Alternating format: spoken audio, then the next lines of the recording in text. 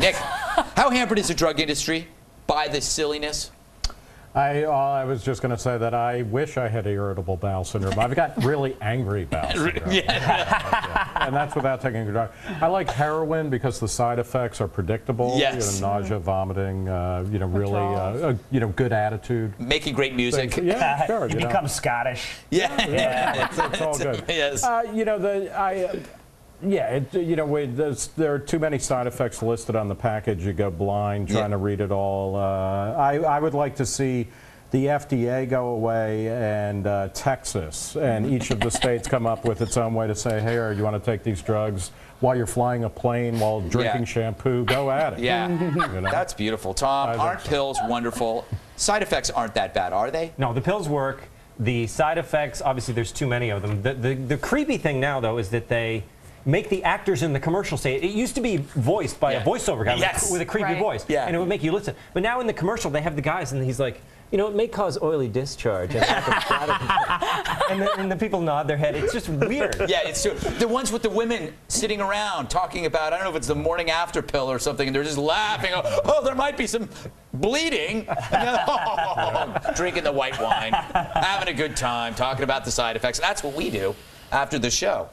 Side effect I'm most worried about is the that little doll of yourself that follows you around for the rest of your life. The little depressed doll. Do you know what I'm talking about? Yes, that's that commercial with the little doll. Yeah, it's like for depression or something, but you get a little doll with you that walks next to you. I always wish they had a night before pill for dudes so that it convinces you not to take home the slag you're currently talking to. Did you say slag? Now you're no better than Ed Schultz. Slag? I didn't even think that was a real word. I don't know. I kind of thought I made that up. No, it's a British word. Pip and cheerio. All right, Leanne, why does the media always make the pharmaceutical industry look bad when they do so many good things? Because they make bazillions of dollars? Yeah. No, you're hoping that your doctor is actually going to be smart enough to know what drugs are good enough for you that might have a possible side effect, but the good things are going to outweigh the bad. Here's my point. They make so much money and they're overpriced because they need they make 1 million failures into making to get one pill. So the pill's expensive because that's how they got there. And number two, it's like this is our space program. Right. I want our money to go into making these tiny little pills that make our lives better. Did you say there's some medication out there that has 525 things listed for one pill? That's awesome. They actually said, okay, we're good with 525 reactions. Hopefully that's not going to happen to everybody. They got to list every single. If one person has a migraine, they got to list it. I love how everything makes you drowsy. So why don't they all use the sleeping pills? I gotta go. All right, coming up, is it appropriate to wear leather pajamas on a first date? We discussed Nick Gillespie's new book, If You're Not Wearing Leather, You're Not Worth Living. But first, is American Idol helping to spread democracy in the Middle East? Yes. Well, there goes that story. So, can you spread democracy with Ryan Seacresty? Well, as you probably know, the American Idol finale was Wednesday night. Congrats, singing competition contestant. And so CNN.com looked at how knockoffs of the show around the world are teaching democracy and meritocracy? Sure. Sounds good. For instance, the United Arab Emirates has something called Millions Poet. Afghanistan has Afghan Star. And then there's Iran's Let's Stone the Singing Gays to Death. Not one of my favorites. And as the writer notes, idol competitions in these places create a, quote, unique opportunity for anyone to step forward and be heard. Said one expert, one of the key words is that stupid word I can't pronounce, meritocracy. To have a completely open platform, which is what these programs are, allows anybody to enter and rise literally on the basis of your own individual talent. This is a very radical concept. Yes, it is their own talent. Vou em sua companhia, vivo nele por ele, vou em sua companhia, alegrai-vos, alegrai-vos, alegrai-vos. He was singing about his gallstones, but nobody really knows that or cares. Leanne, should we be basically encouraging talent shows instead of actual democracy? I don't know. They're kind of saying we should send our military in to start all of these, Afghan idols in these villages. Maybe it'll work. I have no idea. But, I do think that there is something that brings people together where they sort of want to vote and pick who the best is. But I'm not sure that in that part of the world that it's really going to do much. You know what, Nick? Honestly. Nick, here's my thinking. Shouldn't the show reflect the ideology and beliefs of its leaders, so that, let's say it's in Yemen or somewhere and you don't do well, you were stoned to death. That's right. And there actually isn't any voting. I want to see Dancing with the Stars with burqa-clad women. Yes. I think that Tom DeLay would have looked better in a burqa. He really would have. He really would was have. lighting up the screen. But, you know, pop culture is always subversive, and it's always at odds with what the ruling class wants. You know, in the 60s, the FBI spent hundreds of hours trying to decipher the lyrics to Louie Louie because they thought it was perverse and subversive. Yeah. They never got to the bottom of that. And, you know, the Kingsmen, I don't think they had a second hit. So I'm not sure where I'm going with this, other than I want to see Elvis, you know, the Elvis of Afghanistan, fast. I got to tell you, I do agree with you. I always felt that if you airdropped AC/DC CDs, the first riff of Highway to Hell would just make you not want to kill yourself. You just want to join a band. Yeah. That's what you want. And this is, I think, one of the things, Tom, here that I like is that it's teaching people how great it is to be famous, which is far better than democracy. Well, that's the thing. It is our values. Whether we like it or not, American Idol is American values. Yeah. And if we spread those, it's going to work, I think. Yeah. And it's been similar. It teaches people how to vote. Yeah. And I think they're similar, you know, to, if you look at American Idol winners and American politics, they're similar. Yeah. You know, like you've got your Carrie Underwood. She's kind of like Mitt Romney. True, yes. Very successful. No one will admit that they like them. Yeah, very good. Sanjaya is like Sarah Palin. I don't think I have to explain that one.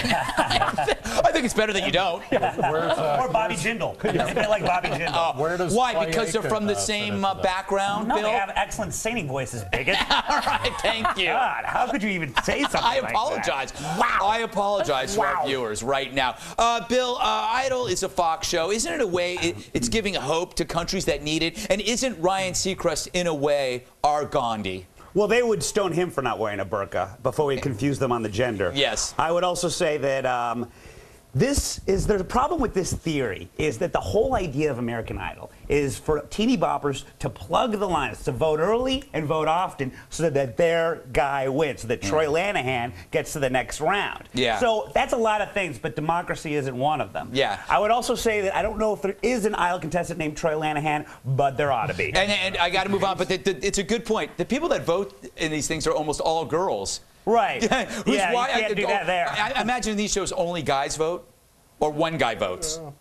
For all of his wives. Well, for all of his wives. If you read, they said so many millions, like 11 million people were watching in Afghanistan, but they said 40 to 50 people are watching one television because that's all they've got in the village, so everybody sort of packs in. That's got to be hard for the Nielsen rating. Actually, that's what I tell people when they ask about Red Eye. I say, well, you know, there's about 500,000 TVs, but 20,000 people on every television. Sure. Yeah, that's it. No one believes me. All right, do you have a comment on the show?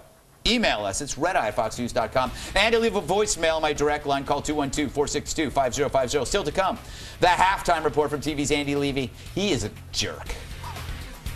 Tonight's halftime report is sponsored by the white kiwi, that small flightless bird native to New Zealand that is actually not an albino, but the rare offspring of the brown kiwi. Thanks, white kiwi.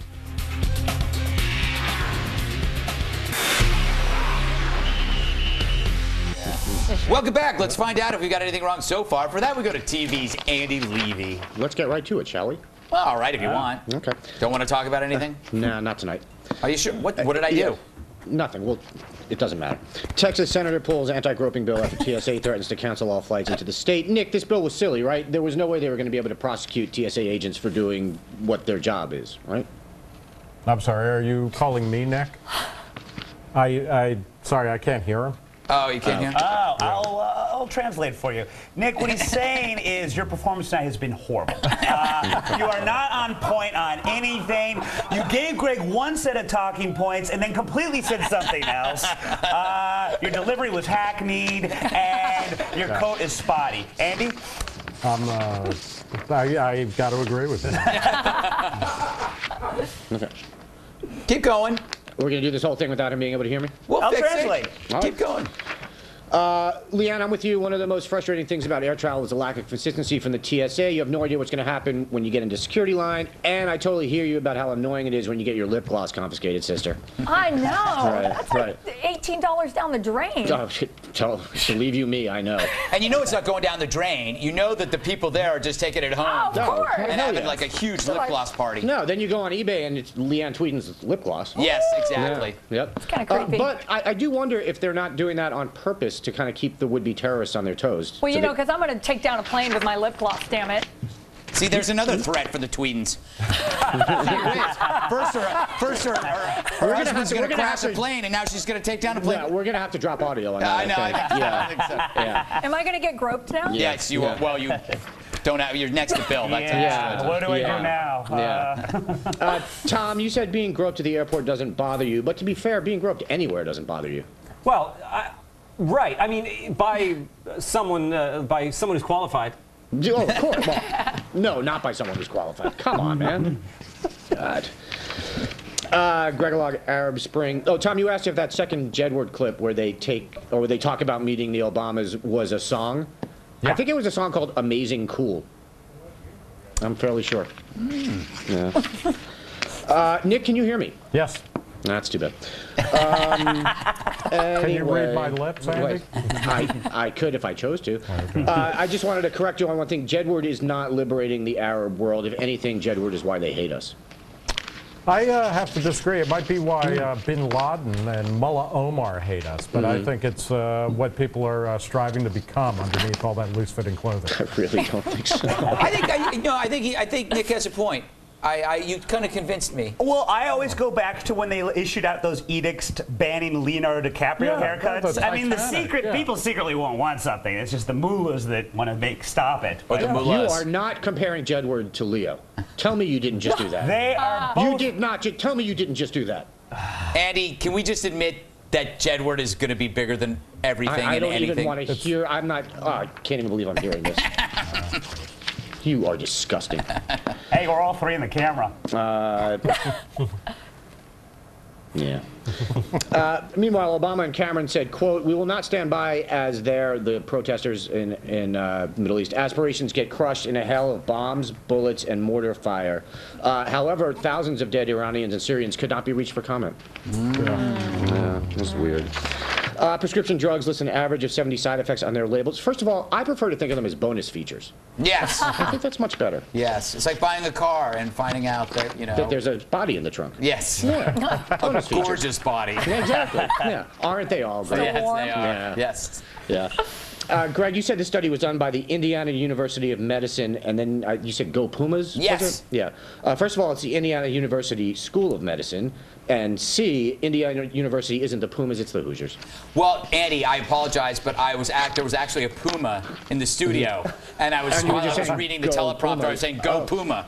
Get him out of the. Get him out of the way. All right. I did not know that. Yeah. No, it's okay because you couldn't see that. Yeah. Yeah. There was no way for me to know. By the way, they got to get rid of these Pumas. This is Fox News. Yeah. How are these Pumas getting in here? That Puma's got a 920. Yeah, there's another one. That Puma's got a 920 hit on Hannity. How dare you?